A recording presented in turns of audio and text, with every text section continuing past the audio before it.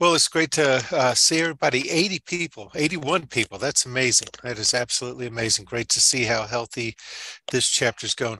We're going to talk about some new stuff. I usually, when I teach for BPG or I teach elsewhere, I'm usually talking about all the scary stuff, all the stuff that keeps us in business, really, that we find out in the field. Well, in electrical, we got some cool stuff coming out. We got it coming out pretty quick here.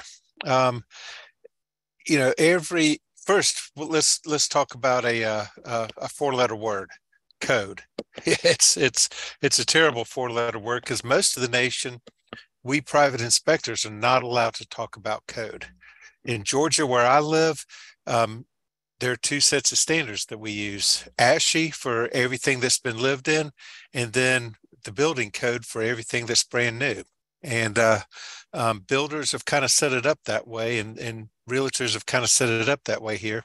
We're not a licensed state, so it's kind of the wild, wild west. But we do talk about code, which keeps me very or quite seated in that world. Now, that doesn't mean that when I go into a existing house, like the 78-year-old house I did this morning, that I'm going to start talking code. I shut that word down and I go straight into safety, structure, mechanical, expensive maintenance, and water and talk about that. We all know that game. What I find code to be, or building code, which is the International Residential Code or the International Code Council for most, and National Electrical Code for electric. Under the IRC, the International Residential Code, there's the plumbing, there's the mechanical, there's gas, there's so many different ones. And then the NEC, National Electrical Code, that is written by the National Fire Protection Agency, or NFPA. Oh, I love acronyms, don't you all? So, there's some stuff that's about to hit the market that I'm pretty stoked about. Let's jump into some of this. We know about the load centers. We are now seeing a plug-on neutral load center, which is what is kind of pictured here. And this is actually, if I'm not mistaken, a square D, which we'll talk about a little bit more. There's always crazy stuff going on in our market, and square D has some of the wildest right now. But this plug-on neutral, no, this actually has a bus. If you look down toward the bottom, you can see the neutral wires on there. But a plug-on neutral would have a very thin bus running down just to the outside of the main plug-on areas. And what that will do is that will allow the breaker to also have the neutral rolling. And hopefully I'm going to have some better pictures about that here soon. We're going to talk about the conductor a bit because there's some stuff coming out on panel sizes. When I was a kid, feels old there, but 60 amp and 100 amp breakers weren't that uncommon. That was pretty much the deal. If a house had a stereo, it probably didn't. It probably had a transistor radio that plugged into a two-prong outlet. If it had a TV, there was one. In most of the nation, because that was an expense. That was a luxury. I remember moving to Georgia in 67. I was born in Ohio, but moved down here in 67. And I vaguely not. I remember my mom talking with all of her friends and talking about how awesome it was to have three-pronged outlets, have grounded outlets in the house, receptacles in the house. And, now we might talk about a heated bathroom floor, or, a 180-inch big screen TV in the home theater down in the basement or something. We talk about the crazy stuff. Hers was grounded outlets. That was pretty cool. Of course, it's 1960 or so that grounded outlets started hitting the homes, but that was kind of her thing. We're going to keep moving along. We're going to be looking at the breaker sizes. We're going to be looking at how they look and how they act. But some of the new stuff, and this right-hand picture is showing a bit of the plug-ons, but now we are required, and that this kind of started in I guess about the 2015 or 2014 code, or 11, somewhere right around there. And it started saying that we needed surge protecting. If you look at that left-hand picture, that's showing the surge protector outside of the panel.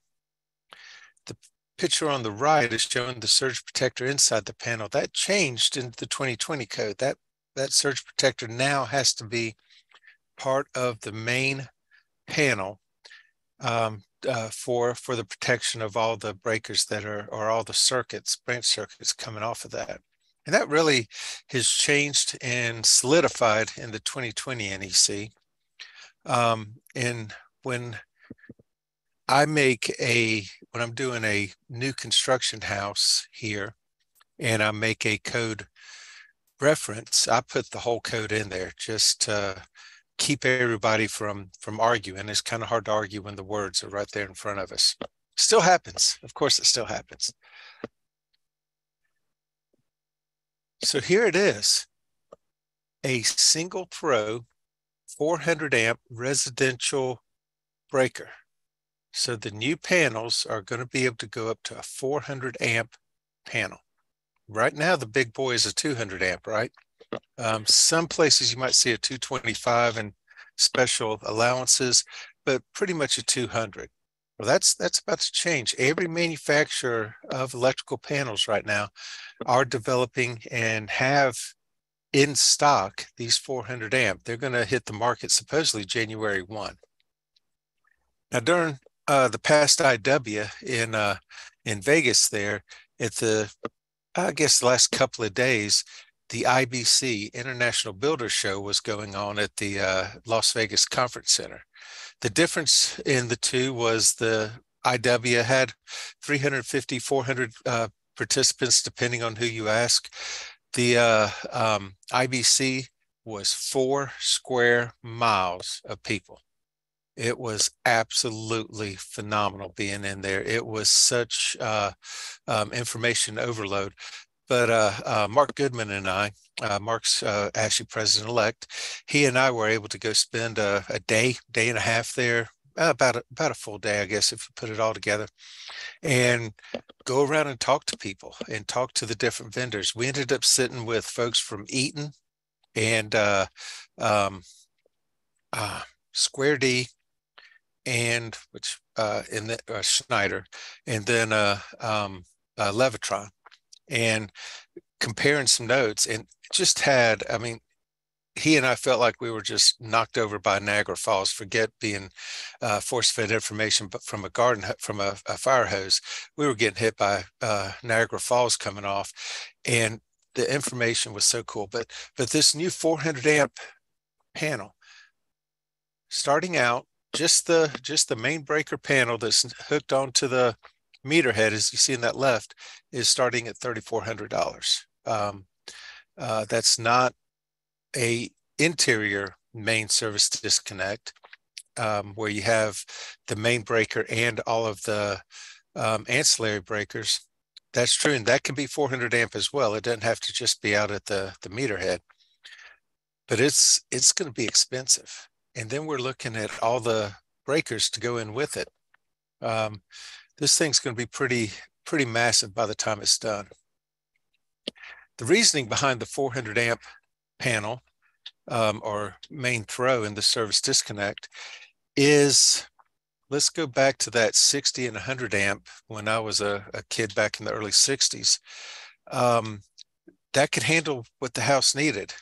And then came the 150 amp panels. Houses started getting bigger, and we started having more TVs. We started having stereos. We started having computers. A lot more stuff started going in, grounded outlets, more. We went to 200 amp because that 150 was getting limited. 200 amp in a residential could be two 200 amp main breakers to make 400 amps in a single residential house.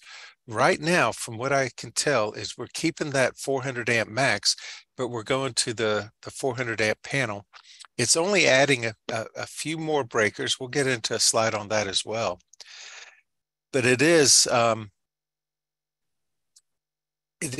growing in size because we have more and more and more high-end stuff that we're putting into our houses.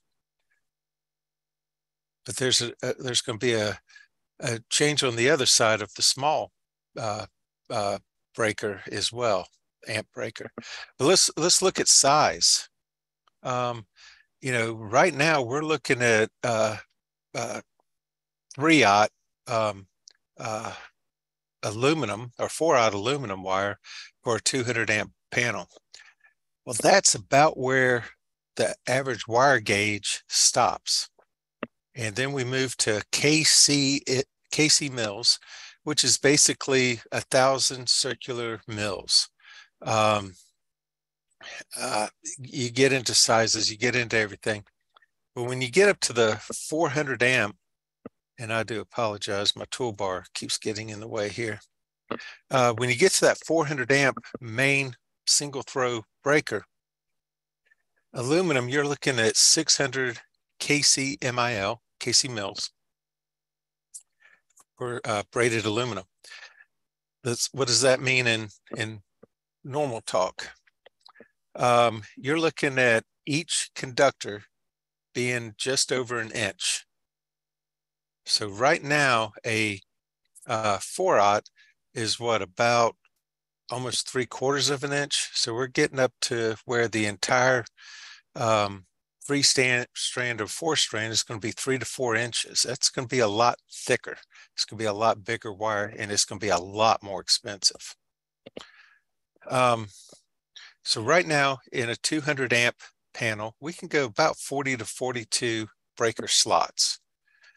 The 400 amp is only going to take us up to about 50 breaker slots. So it's only going to add about 8 slots, but it is going to be able to carry the draw that modern houses are pulling. As we get into higher and higher efficient cooling systems or condenser systems outside, we're going to need more and more juice. As we get into more TVs, I mean, we go into crazy houses now where there's TVs in the hallways, TVs in the foyers, there's TVs everywhere because everybody's playing games or following the TV from room to room to room because, doggone it, we need to see what's happening on NCIS. There's just no joke there.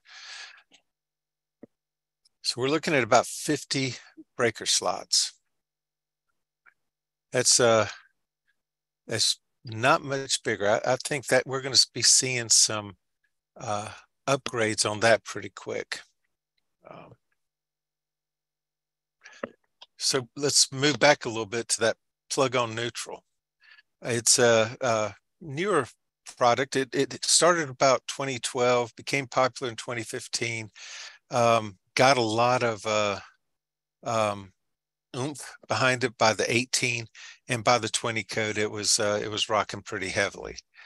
I'm not seeing my next slide. So if you look, I hope y'all can see my cursor, but just to the outside of the center hot bus are these little broken dotted lines, and that's the plug-on neutral bus. You can see it a lot better on the panel on the right there.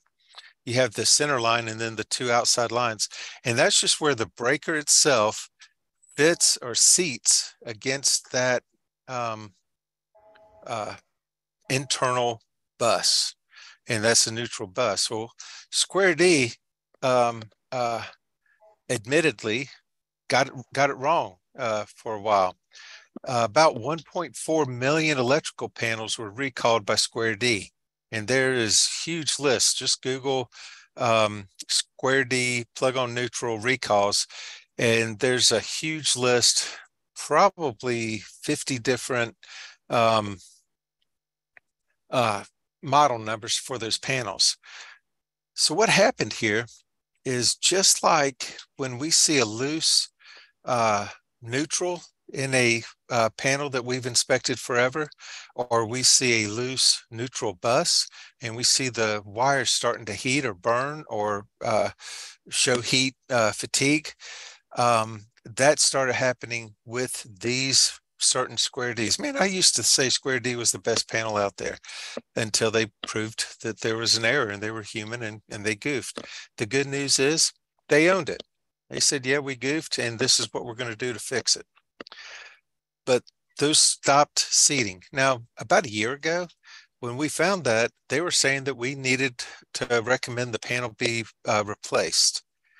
That was pretty expensive to Square D, so they just built a fix to it. And I think all they did is just modify the breaker neutral receptive contact. Whole bunch of words I just made up there. But they just modified that to where it would contact that neutral internal bus a lot better. Again, cool stuff. Things are moving, things are changing, and believe it or not, we humans goof it up every once in a while and have to go back and fix it. Look again at the panel to the left. Now that's a plug-on neutral, but it still has a neutral bus and it still has multiple buses out there where you can still use that and not the plug-on neutral element. The panel to the right, they've taken away those external buses. The only bus you really have is up at the top left, and that's going to be your grounding bus. And again, simply put the breakers in and let the internal connector do its thing. So back to the recall. They were overheating, fire hazards, because of the poor contact of the neutral.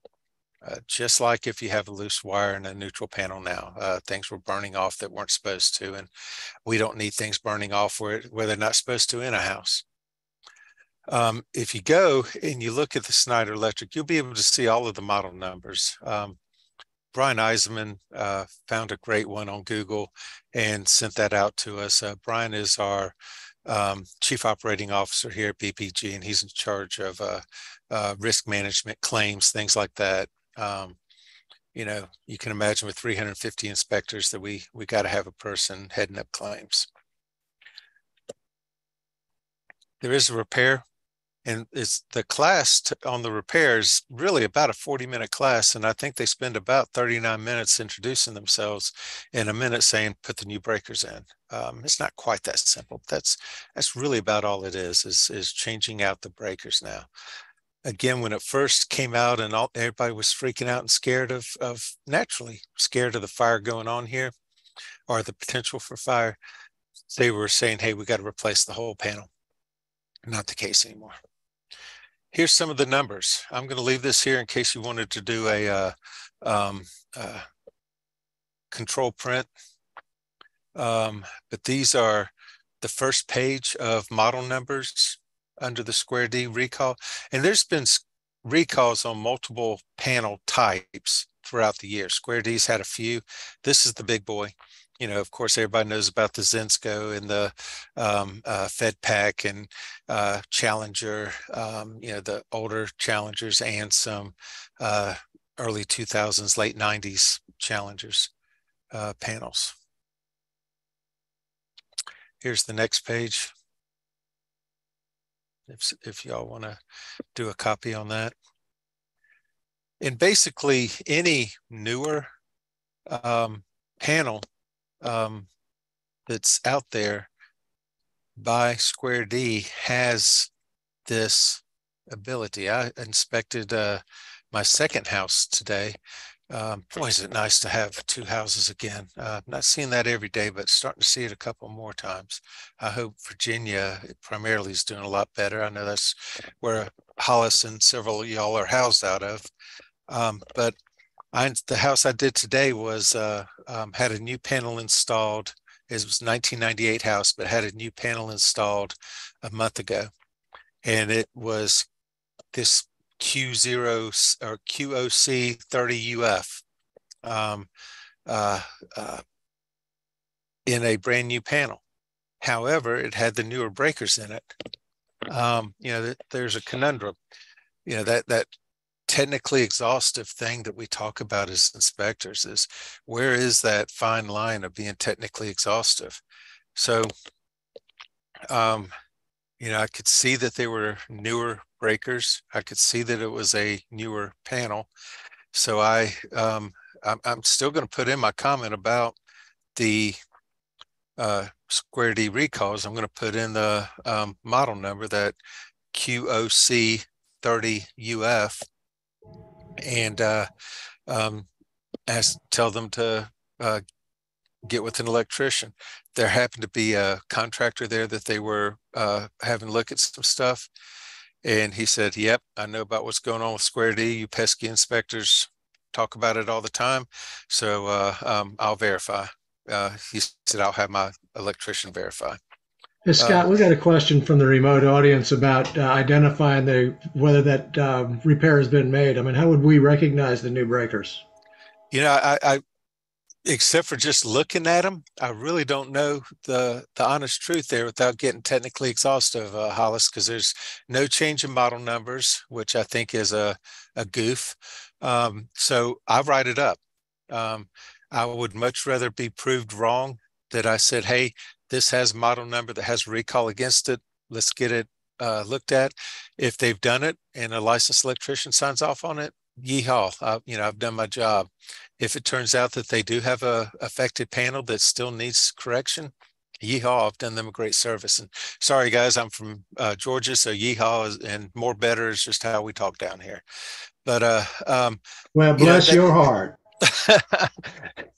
And in Southern, that means, boy, why are you so stupid? I get it. But thank you for that. I needed that laugh, Hollis. But to answer the question, I always err on the side of safety. If I got something that I know has the potential to cause a fire or overheat, or even just burn out a circuit, that's not cheap in most of our worlds. So I'm gonna put it in there. There will eventually come a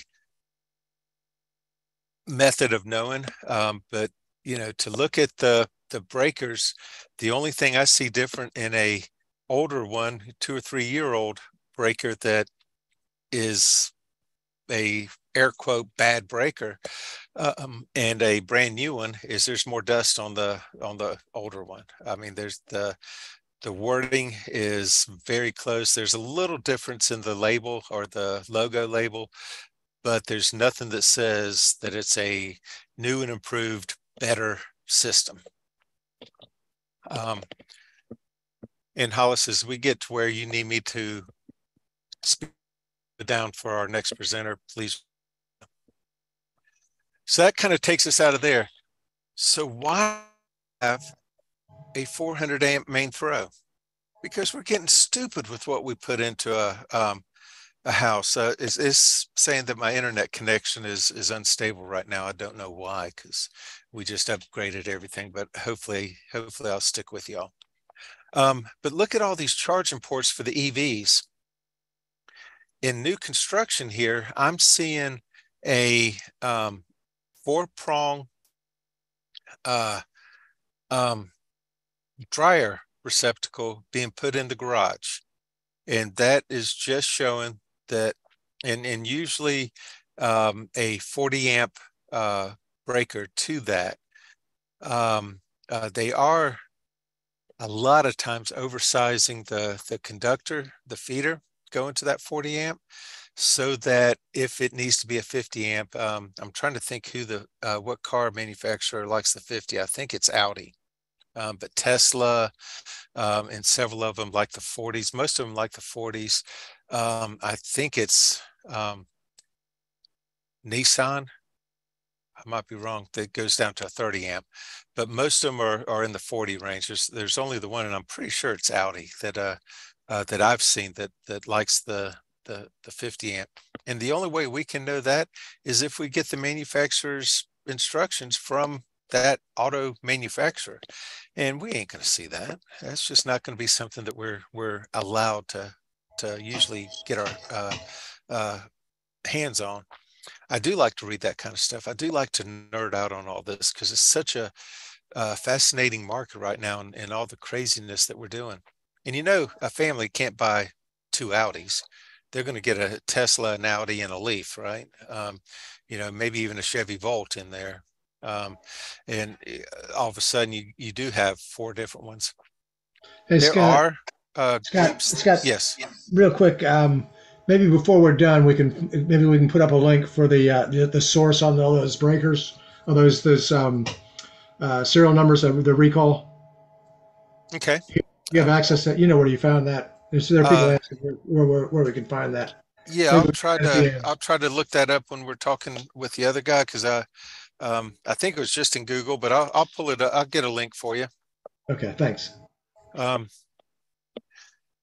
so about 95% of electric car charging, EV charging is going to be at home. You do have the big super things that we can charge out in public at different parking areas, but there are 82 different home charging stations. Anything from a 120 plug to the 240 50 amps, about the largest I've seen. I'm sure there's something bigger, but that's the largest I've seen from any of the manufacturers out there, any of the automotive manufacturers. Scott, do you think the code's going to require that soon?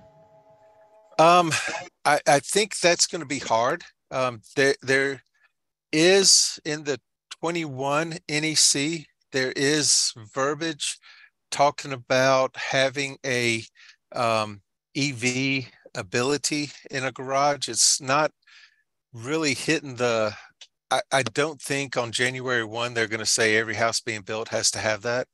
But they might. I mean, who knows? I can see California doing something like that because all of the craziness comes from California. We got 6 offices in BPG there, and that's where I spend most of my technical training time is with those guys because it's just so wide open out there. And that's how I find a lot of this stuff is researching for them what's going on. But to answer your question, yeah, I think it's going to come out more defined. Right now, again, it's wide open. 82 different level 2 charging station manufacturers out there. There's a lot of generic ones that can do anybody, and then there's just regular plug-in straight into a 120 system instead of a 240. Yeah, it it's changing so fast. It drives us bonkers.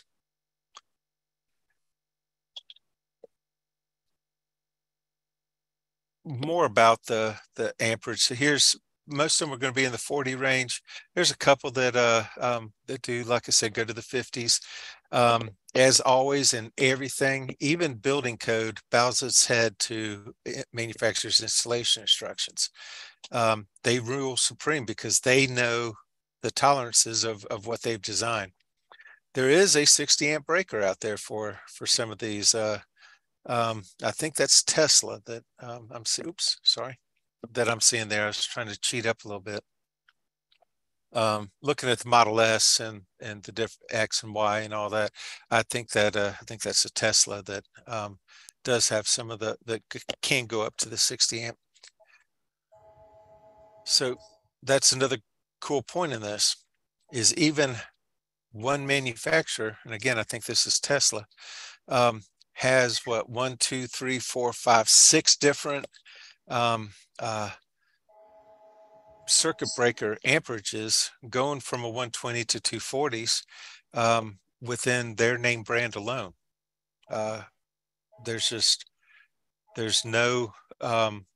There's no focus right now in this.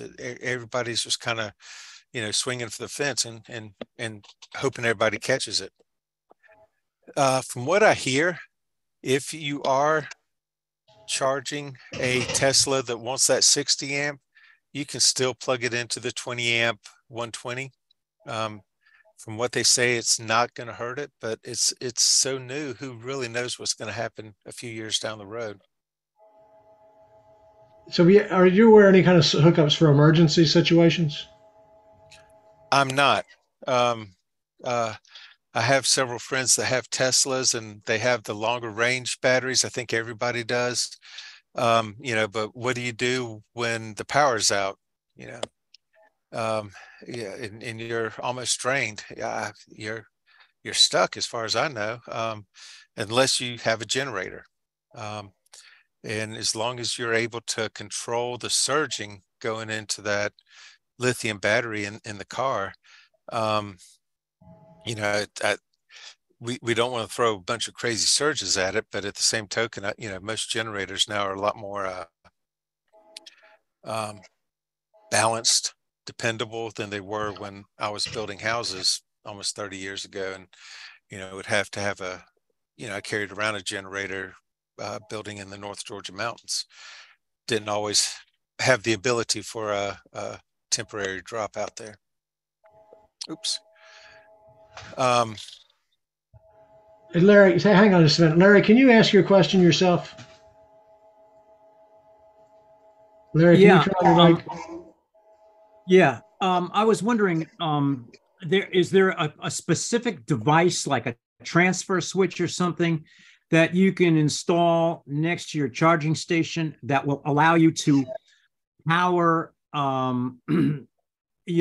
certain key things like your refrigerator or your air conditioner or something like that with with your car? Use your car as a backup battery to charge that to service the house. well, you see, I'm a Exactly. Ford guy, and Ford says you can do that. I don't know that that's much of a thing. The draw. The honest answer is I don't know.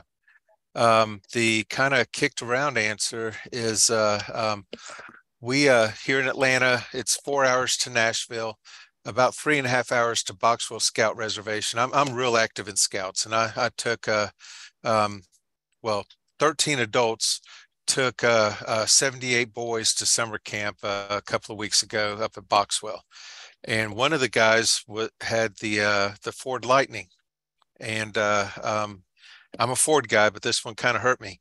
He gets about 400 miles on a charge in that truck, but he put the troop trailer, which was pretty well loaded. It was a 12-foot box van trailer full of all the kids' clothes, and he put that on the back of his truck. An hour and a half from full charge, he was almost dead.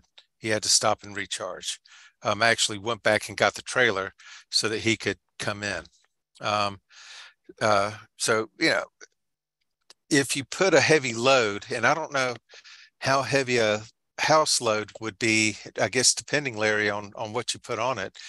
But I do know you can do that with the Ford. I assume if you can do that with a Ford, which is not a high-end Tesla or a Rivian or any of those Mercedes, Audi, or whatever, I would guess that you can do that. I really dig the marketing that Ford put out on that truck, but how long that lasts, I guess depends on the load. Obviously, you're going to want to have power going to your heat or AC, refrigerators, and life supporting type systems. But uh, that's a great question. I know they have switching stations for generators. We all know that. So I imagine there's something like that. I have not seen that yet. If you see it, man, give me a call. I would love to let you show me some stuff that's going on FaceTime, and if I do the same, I'll do a video and I'll send it to Hollis because I really uh, that's a great question. Wouldn't that be cool if all of a sudden we start running our houses off of our cars and vice versa? Um, that's pretty interesting. I am not sold on a electric truck yet. Um, I got to have my V8 and my um, F-150 that I got.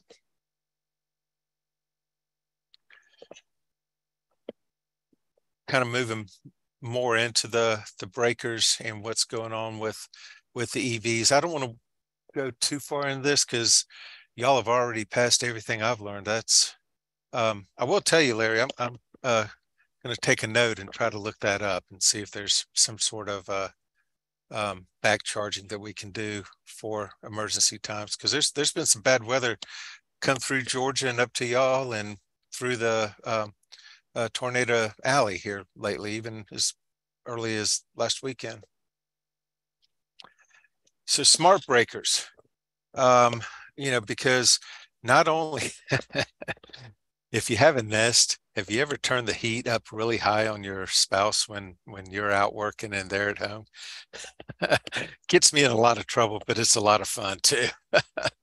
She does the same to me, but I'll be sitting here, all of a sudden I'm dripping sweat down here. I'm like, what is going on? Well, she controlled the Nest. Now we're able to do that with breakers. The deal is if you have a 2-pole 240 amp breaker, it now becomes a 3-pole. If you have a 1-pole 120 volt breaker, I hope I said volt, not amp a little bit ago, but volt breaker, it becomes a 2-pole. So it does widen by 1 to have that smart brain in there. But you can see if there's a big power draw going out, and I guess that's so that you can really monitor your growing lights down in the crawl space to make sure whatever's growing down in the crawl space is I don't know. I do know that you can't use fuses on those grow lights. That's a code thing that came out a few years ago. But whatever reason, you need to monitor your breaker outputs and efficiencies and stuff. They're coming out, and it's this is the Eaton app that you see in the kind of lower center picture, and the Eaton breakers there. A lot of the guys that were at that IBS took time, but the Eaton guys really knocked it out of the park. We ended up having lunch with them, I think, if not that, a couple of cups of ice water, right? But these apps are available. Leviton has theirs. I think theirs is a little more ergonomic, but spent a lot less time with the Leviton folks. It can show energy use. You can turn off and on breakers. If you want to turn on the pool pump outside, just control the breaker now. Of course, there are smart receptacles and smart switches and smart panels in for pools or most anything. Turn on the floor heaters in the bathroom from there in Virginia. You can turn them on from Ethiopia as long as you have cell coverage, right? So these are some more of the big changes coming. And how am I doing on time, Hollis? You got about 8 more minutes. Okay, I'm going to rock and roll here then. So I don't want to go deep into the definitions. It just talks about what's going on. Maintenance, another thing that's happening. GFCI protection. Only kitchen receptacles serving the countertops are going to be required to be GFCI. In other words, the refrigerator one is not going to require it anymore, because when that compressor kicks on a refrigerator, you can trip a GFCI, and that just ruins everything in the refrigerator. So that's them getting smart again. Thank goodness.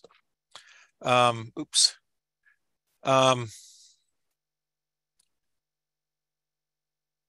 to see if this is it. Smallest branch recognized by the NEC to power lighting loads has been the 15. January 1, there will be a 10 amp breaker out there. Look at that second paragraph. The 10 amp breaker is going to be for your LED circuits, LED light circuits that cannot have incandescent bulbs put in them, or fluorescent bulbs, or circuits or branch circuits that are distinguished for charging devices, smartphone chargers, whatever like that. But we are now moving up to a 400 amp single throw and down to a 10 amp. So the world it be a changing, right?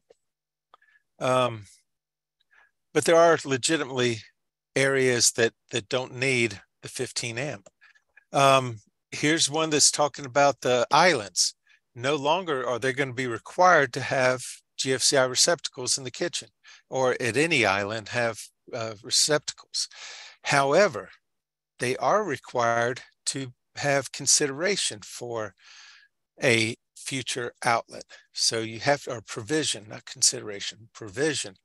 So receptacle in bold, receptacle outlets, if installed to serve an island or peninsula, countertop, or work surface, shall be installed in accordance with blah. If a receptacle is not provided to serve the island or peninsula, provisions shall be provided at the island or peninsula for future addition. So it's got to be wired. If you're going to wire it, might as well put the $10 breaker in there. Wildness. I'm loving this stuff, you know. And that really takes us to the end of that. The electrical left field is just some of the comments I use. Are there any questions? I know I just nailed y'all with a bunch of information, and most of y'all probably know this because, like me, you like to know this stuff. But please feel free to chime in or let Hollis and Amanda know any questions. Well, Scott, I think I did the math in my head wrong. We've actually got another 15 minutes here. Okay. But yeah, so Mark was suggesting that if because we had these questions were coming about rough ends for or the code requiring EV in the garage. The idea that just roughing in the cable, not knowing what it's going to be, you could leave it open at both ends. Builder might want to actually rough that in, and I don't know, maybe the code's actually going to require something as simple as that. Yeah, looking into the future. So I guess it kind of calls for every jurisdiction is going to come down reading this differently. Here in Georgia, when they started seeing this, they and believe it or not, I mean, usually it takes 10 years for something from California to hit Georgia, maybe 15, but this they kind of got out in front of, and they're saying, you know, with the EVs, let's put in oh gosh, what is it, 10 gauge for 30 amp, 8 gauge for 40, 6 for 50, so 4 gauge. They're wanting that being put in because 60 is kind of, or 50 or 60 is kind of the limit, and so they're wanting to prepare the gauge wire, and they're wanting it run. They don't care what size breaker as long as it isn't overfused. But they're wanting it run, and that's why here they're wanting the a laundry plug, a 4-prong dryer plug, or receptacle installed. I think that's just so that it's there and operating and air quotes again, safe. We don't know if it's safe until it does not burn down, right? Sometimes our job just makes us have to laugh. But I think that just hardwiring something and having it there, and like you said, putting a rough in, I think that's viable. You know, putting another double plate in like you would a UFA ground. I'm seeing 2 of those a lot of times, and when I do, it is roughed in. So there's 360 something counties here in Georgia and unknown municipalities beyond that. And of those 360 whatever, I know of 2 counties that do not require it to be a live branch feed going into a receptacle. And that's one of those is Pickens County up north. That doesn't mean anything to y'all, but it's kind of in the foothills of the Appalachians, and kind of fitting. You know, you might hear dueling banjos in the background there, but it's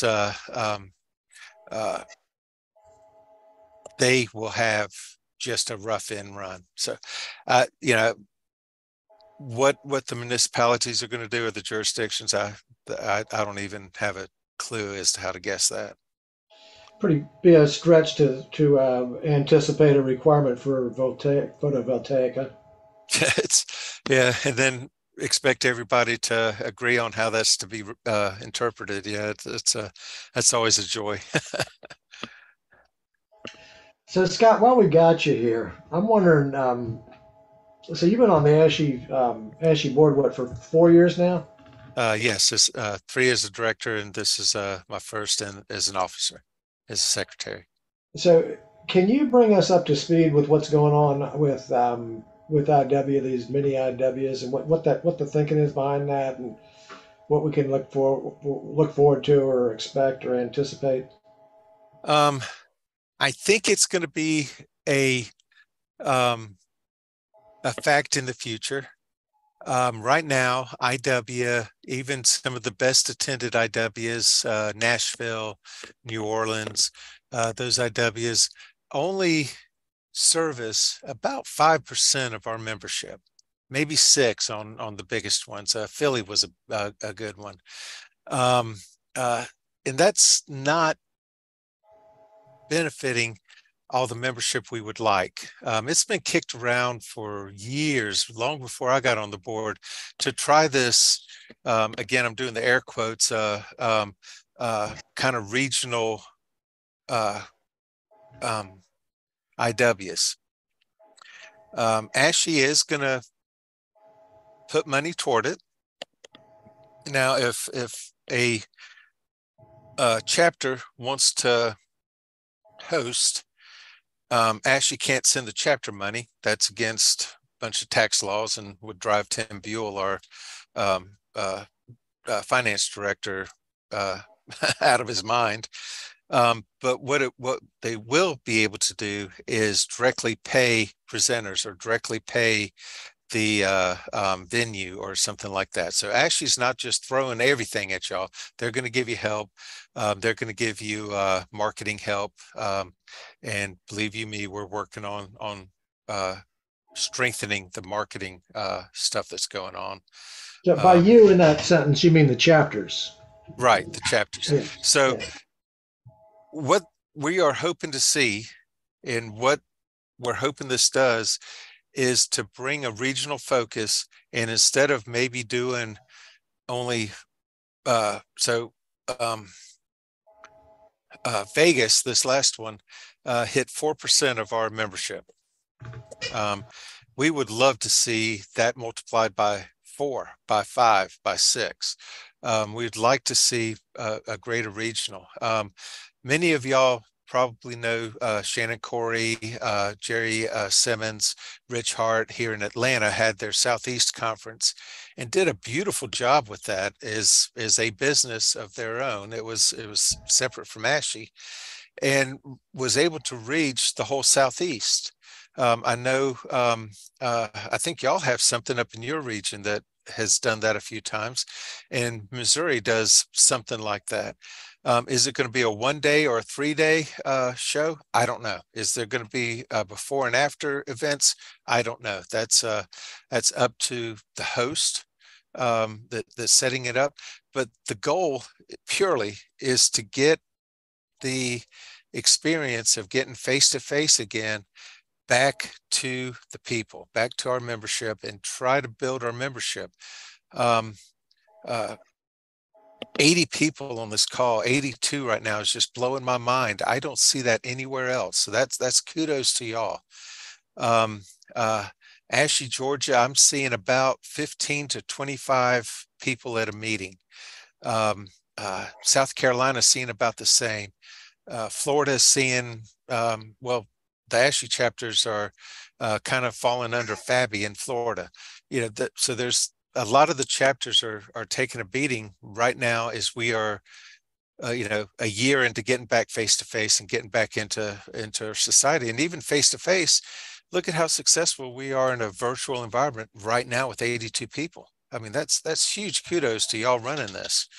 I would love to see 82 people at a regional or a host roadshow that I'm doing here in Georgia. That's another thing, Hollis, is ASHI has money for smaller in-person chapters to put together a small conference for their chapter or some regional chapters and bring it in. We're talking, $5,000 to $10,000 in aid to build that up, but that's $5,000 or $10,000 that a chapter can use to facilitate that. Georgia is doing that. I started requesting this before I became an officer. I just want to put that out there. When I first learned about it, I was like, man, we need that. when we came back together after COVID. It was great. So there's going to be we're trying to find ways to get benefits into your hands, into the chapter, into the individual, into the ASHE members' hands. And that's no small task. Scott, I've been watching this for a while now, and it seems like the challenge that we've been faced with for this last year is just simply figuring out what is the new normal. Right? Yeah. We know that before COVID, some people are aware of web conferencing. So since we were doing it before COVID, people thought of us as cutting edge. Well, then with COVID, everybody discovered it. Not only did they discover that it existed, they discovered the convenience. But then when we came out of COVID, we had people thinking, well, okay, COVID's over finally. We can go back to the old way. But they they found that only half of their membership wanted to go back to the old way of getting in the car and driving through rush hour traffic, to sit at a meeting. Well, they wanted to because they got a chance to see their buds, but there was a large percentage of people were saying, I can participate in this meeting while I'm driving home from an inspection or after dinner while my wife's putting the kids to bed or whatever. So so we started. So these two ideas began to compete with each other, and the chapters struggled to figure that out. So what we've been doing here is trying to offer both, at least temporarily, until it all settles out. I mean, I'm watching these trend lines change month to month. I mean, I watched the registration for Mac's spring seminar, or the fall seminar was like 70-20, 70-30. 70% opted to in person and 30% opted for online. By the spring seminar, it was close to 50-50. The registration was about 60% in person and 40% online. But when it came, but in that last week, when people realized that the people who had registered to come in person, when push came to shove, they didn't show up. They logged in from home. So there was actually more people at the, even though we had more people register to be in person, more people attended remotely than attended in person, and that's within a 4-month 5-month period of time. We see it inverted, and I don't know where it's going to go. What we've been trying to do is make sure we're offering both. We're doing a quarterly in-person meetings, but we're doing these monthly online meetings. Yeah, and I was talking to Annie Lee, what's her name, Hunter? Annie Laurie. She pointed out that, okay, maybe one could argue that the online isn't as good because it's not as interactive. But because it's so convenient, people are getting more training. So the balance, in balance, the online is actually better because people do more of it. Even though it may not be as good, one could argue it's not as good. I mean, I could argue that it's better, but I might lose that argument depending on who I'm debating it with. But the fact that you're getting more, that people are actually getting more training because it is so convenient, really tips the scale. And I hear you on that. I think we are still social animals. But at the same token, I've really enjoyed the ability to write a report while I'm listening to a meeting as well. The multitasking thing, the maybe not feeling too peoply on a given day.